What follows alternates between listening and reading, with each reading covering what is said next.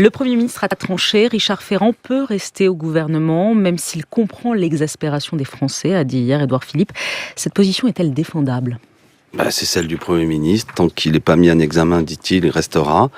Il va de soi que je suis comme tous les citoyens. Je découvre jour après jour, grâce au travail des journalistes, une affaire quand même assez compliquée, peu éthique quand même, de ce mélange de responsabilité, la tête d'une mutuelle qui profite à son épouse, etc.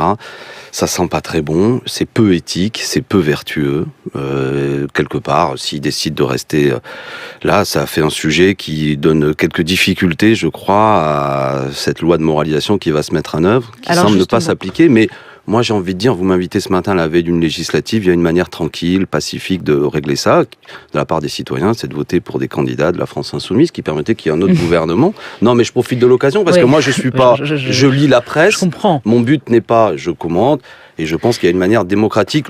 Et j'ai envie de dire que le principal désaccord que j'ai en plus avec M. Ferrand est de l'ordre politique. Voilà, le désaccord que j'ai avec ce gouvernement n'est pas uniquement l'affaire Ferrand. Au-delà de l'affaire Ferrand, sur le fond, la ligne d'Emmanuel Macron, c'est de dire en gros, c'est pas bien, c'est moralement pas bien, mais c'est du passé. Alors fermons les yeux sur ces pratiques de l'ancien système, misons sur l'avenir.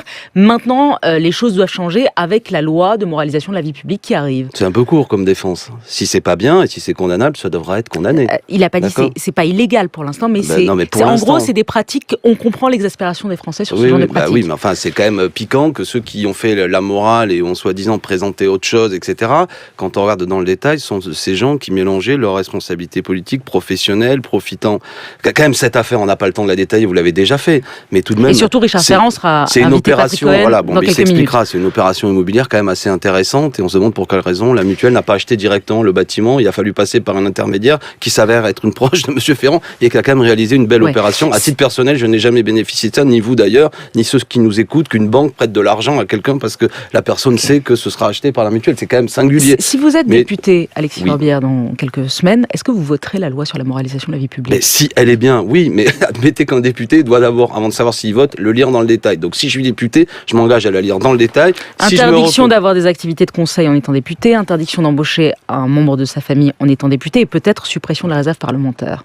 Alors, sur les deux premiers, je suis d'accord. La suppression de la réserve parlementaire, attention, parce que de ce que j'en ai vu, ça peut être une carabistouille qui amène à ce qu'en vérité, il y a encore plus de moyens qui passent sous le contrôle du député. Et je suis pas sûr que ça aille dans le sens de ce qui est annoncé. Donc vous attendez de voir le texte ? Oui, évidemment. Ça, c'est normal. Le système Macron est poutinien, a jugé Jean-Luc Mélenchon hier. Ça veut dire quoi, poutinien ? Ça veut dire qu'il y a beaucoup de lobbyistes qui se retrouvent aujourd'hui, soit dans des cabinets ministériels, soit dans des candidats, et qu'il y a l'oligarchie, comme nous l'avons dit, qui est représentée beaucoup dans ce gouvernement. Et c'est évidemment piquant de la part de Jean-Luc de le dire, parce que c'était à l'occasion d'une conférence de presse où vous vous souvenez, pendant la campagne présidentielle, quiconque osait dire, comme le faisait Jean-Luc Mélenchon, qu'il fallait peut-être pas déclarer la guerre à l'avance avec M. Poutine, mais peut-être discuter avec lui. On se retrouve aujourd'hui avec un président de la République qui était très critique vis-à-vis de M. Poutine, mais qui déroule un tapis rouge, ou tapis doré, comme vous voulez, tel que Jean-Luc Mélenchon ne l'aurait jamais fait. Avec des mots très fermes sur la Syrie, sur l'Ukraine, sur les droits de l'homme. D'accord, mais en attendant, il dit des choses qui sont assez proches de ce que nous avons dit. Il faut discuter avec la Russie. Mais si Jean-Luc Mélenchon était président de la République, ça se serait pas passé à Versailles avec une telle magnificence. Ça aurait été beaucoup plus sobre. Comme quoi, vous voyez bien, il y a des polémiques, y compris contre nous. Alors, il était de bon temps de nous traiter de poutiniens. Et Jean-Luc s'est amusé à dire, il y a des comportements à l'inverse. Parce que qu'est-ce qu'on reproche à M. Poutine ? Moi qui ne suis pas d'accord avec M. Poutine, si j'étais en Russie, qui ne voterait pas Poutine, c'est que c'est un homme qui défend un système capitaliste, productiviste, qui n'est pas écologique et qui est très proche de l'oligarchie russe. Et le gouvernement français actuel me semble très proche de l'oligarchie française. Bien, vous parlez des polémiques, on y va. Bernard Cazeneuve, invité à ce micro hier, a dit « Si Jean-Luc Mélenchon présente ses excuses sur sa mise en cause supposée dans, je cite, l'assassinat de Rémi Fraisse, il retirera sa plainte pour diffamation. » Pourquoi Jean-Luc Mélenchon ne s'excuse pas ? Alors, premièrement, je vois que moi, je veux parler de la casse du code du travail, de la suppression des postes de fonctionnaires. C'est là-dessus que je vais faire campagne aux législatives. Pas pour commenter et passer mon temps à commenter cela. Mais je viens et je vous réponds. Merci. Non, mais parce que hier, on a fait une conférence de presse là-dessus. Sans doute en avez-vous parlé. Nous parlons d'homicide, d'accord ? Et nous parlons désormais d'homicide. Le terme juste qu'il faut utiliser, c'est homicide. Personne n'a considéré que M. Cazeneuve était un assassin. Par contre, nous parlons... Donc le mot assassinat était mal choisi ? vu que désormais je vous dis qu'il faut parler d'homicide, c'est le mot le plus précis. Mais attention, ce que nous continuons à pointer, c'est de la responsabilité de M. Cazeneuve. Et là-dessus, M. Cazeneuve doit l'entendre, et nous ne retirerons rien, il n'y aura pas d'excuses parce que ce serait inadapté. Oui, sa responsabilité, lui qui a eu l'honneur d'être ministre de l'Intérieur, est engagé lorsque se produit un drame comme ce qui a eu lieu à Sivins, qui a coûté la mort du jeune Rémi Fraisse, qui était un militant écologiste pacifique. Oui, beaucoup de gens ont tiré la sonnette d'alarme en direction du préfet, et non des moindres, je pense à M. Beauvais et des députés écologiques qui disaient ça va mal finir. Oui, 23 grenades offensives ont été tirées, et effectivement, il y a là une situation où, pardon, j'ai 48 ans, j'ai commencé à militer en 86, c'est peut-être loin pour nos auditeurs, mais c'était un mouvement contre le projet de Vaquet. Et moi, j'ai pleuré quand un jeune homme qui s'appelait Malik Oussekine est mort, et à l'époque, tous nous avions dit qu'il fallait que M. Pasqua démissionne parce qu'il était ministre de l'Intérieur, et M. Devaquet, avec dignité, avait démissionné. Ça se faisait à l'époque quand il y avait un manifestant qui mourait. Là, la responsabilité de M. Cazeneuve est engagée, ce que nous continuons à dire. Je précise que 3 enquêtes dans cette affaire, 3 enquêtes ont conclu à l'accident. Oui, et la famille de M. Fraisse n'est pas tout à fait contente, c'est le moins qu'on puisse dire, parce que ce que je dis, je répète pour que M. Cazeneuve m'écoute bien par ce micro, nous parlons d'homicide, nous proposons à M. Cazeneuve d'en rester là, et si M. Cazeneuve veut faire un procès, nous irons face au procès. Mais je voudrais préciser que si ces mots de la part de Jean-Luc Mélenchon ont eu lieu, qui constituent 1 minute 15 d'un discours qui faisait 45 minutes, parce que M. Cazeneuve nous attaque, je ne comprends pas pourquoi d'ailleurs, en disant que nous avons manqué à la République, et en osant dire, ce qui n'est pas vrai, que nous n'avons pas choisi entre Mme Le Pen et M. Macron. Je rappelle que je l'ai dit à ce micro, j'ai toujours dit, pas une voix pour Mme Le Pen. Donc arrêtons cette polémique. D'accord. Alexis Corbière, juste une question sur le fond, sur Jean-Luc Mélenchon. Quand il parle d'assassinat, donc maintenant vous revenez sur le mot assassinat, il se dit coupable d'un déchaînement d'injures contre lui, Mélenchon.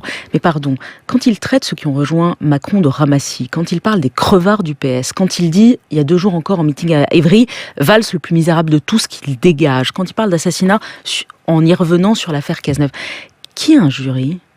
Mais pourquoi faites pas la liste quand il se fait traiter de Doriot par un journaliste, quand il se fait traiter de tordu par un responsable socialiste, quand il se fait traiter de manquer à la République et d'être comme l'extrême droite de la part de beaucoup de responsables socialistes. C'est injure contre injure, c'est ça l'idée, c'est ça la campagne que vous voulez faire. Il y a un petit Mélenchon bashing que je comprends pas. Quand à ce micro sur France Inter, une journaliste cite notamment un article du Monde où l'hommage qui a été rendu pour la mort d'un de mes camarades qui s'appelait François Delapierre est comparé à une attitude sectaire. Vous trouvez pas ça choquant ? Lorsqu'il y a une prière qui est donnée à l'occasion d'un enterrement, c'est une pratique sectaire. Nous, ce que nous avions fait quand François est mort, c'est nous prendre par l'épaule. Est-ce qu'on a le droit, en faisant un portrait de Jean-Luc Mélenchon ou en interviewant Jean-Luc Mélenchon, est-ce qu'on a le droit de lui poser des questions qui, peut-être, sont un peu, pour reprendre votre terme, piquantes ? Bien sûr, bien sûr.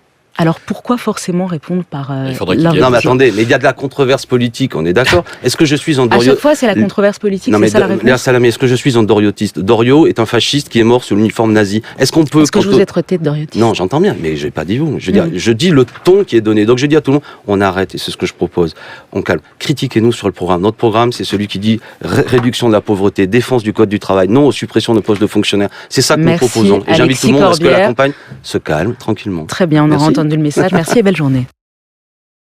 Comme ce qui a eu lieu à Sivins, qui a coûté la mort du jeune Rémi Fraisse, qui était un militant écologiste pacifique. Oui, beaucoup de gens ont tiré la sonnette d'alarme en direction du préfet, et non des moindres, je pense à M. Beauvais et des députés écologiques qui disaient ça va mal finir. Oui, 23 grenades offensives ont été tirées, et effectivement, il y a là une situation où, pardon, j'ai 48 ans, j'ai commencé à militer en 86, c'est peut-être loin pour nos auditeurs, mais c'était un mouvement contre le projet de Vaquet. Et moi, j'ai pleuré quand un jeune homme qui s'appelait Malik Oussekine est mort, et à l'époque, tous nous avions dit qu'il fallait que M. Pasqua démissionne parce qu'il était ministre de l'Intérieur, et M. Devaquet, avec dignité, avait démissionné. Ça se faisait à l'époque quand il y avait un manifestant qui mourait. Là, la responsabilité de M. Cazeneuve est engagée, ce que nous continuons à dire. Je précise que 3 enquêtes dans cette affaire, 3 enquêtes ont conclu à l'accident. Oui, et la famille de M. Fraisse n'est pas tout à fait contente, c'est le moins qu'on puisse dire, parce que ce que je dis, je répète pour que M. Cazeneuve m'écoute bien par ce micro, nous parlons d'homicide, nous proposons à M. Cazeneuve d'en rester là, et si M. Cazeneuve veut faire un procès, nous irons face au procès.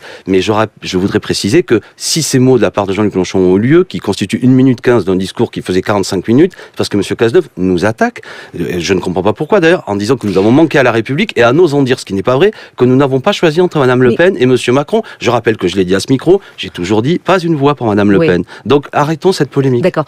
Alexis Corbière, juste une question sur le fond, sur Jean-Luc Mélenchon. Quand il parle d'assassinat, donc maintenant vous revenez sur le mot assassinat, il se dit coupable d'un déchaînement d'injures contre lui, Mélenchon. Mais pardon, quand il traite ceux qui ont rejoint Macron de ramassis, quand il parle des crevards du PS, quand il dit, il y a 2 jours encore en meeting à Évry, Valls le plus misérable de tous qu'il dégage, quand il parle d'assassinat en y revenant sur l'affaire Cazeneuve, Qui a un jury ? Mais pourquoi faites pas la liste quand il se fait traiter de Doriot par un journaliste, quand il se fait traiter de tordu par un responsable socialiste, quand il se fait traiter de manquer à la République et d'être comme l'extrême droite de la part de beaucoup de responsables socialistes. C'est injure contre injure, c'est ça l'idée, c'est ça la campagne que vous voulez faire. Il y a un petit Mélenchon bashing que je comprends pas. Quand à ce micro sur France Inter, une journaliste cite notamment un article du Monde où l'hommage qui a été rendu pour la mort d'un de mes camarades qui s'appelait François Delapierre est comparé à une attitude sectaire. Vous trouvez pas ça choquant ? Lorsqu'il y a une prière qui est donnée à l'occasion d'un enterrement, c'est une pratique sectaire. Nous, ce que nous avions fait quand François est mort, c'est nous prendre par l'épaule. Est-ce qu'on a le droit, en faisant un portrait de Jean-Luc Mélenchon ou en interviewant Jean-Luc Mélenchon, est-ce qu'on a le droit de lui poser des questions qui, peut-être, sont un peu, pour reprendre votre terme, piquantes ? Bien sûr, bien sûr. Alors pourquoi forcément répondre par Non mais attendez, mais il y a de la controverse politique, on est d'accord ? Est-ce que je suis un Doriot... À chaque fois c'est la controverse politique, c'est ça la réponse ? Léa Salamé, est-ce que je suis un Doriotiste ? Doriot est un fasciste qui est mort sous l'uniforme nazi. Est-ce qu'on peut... Est-ce que je vous ai traité de Doriotiste ? Non, j'entends bien, mais je n'ai pas dit vous. Je dis le ton qui est donné. Donc je dis à tout le monde, on arrête, et c'est ce que je propose. On calme. Critiquez-nous sur le programme. Notre programme, c'est celui qui dit réduction de la pauvreté, défense du code du travail, non aux suppressions de postes de fonctionnaires. C'est ça que nous proposons. Et j'invite tout le monde à ce que la campagne se calme tranquillement. Très bien, on aura entendu le message. Merci et belle journée.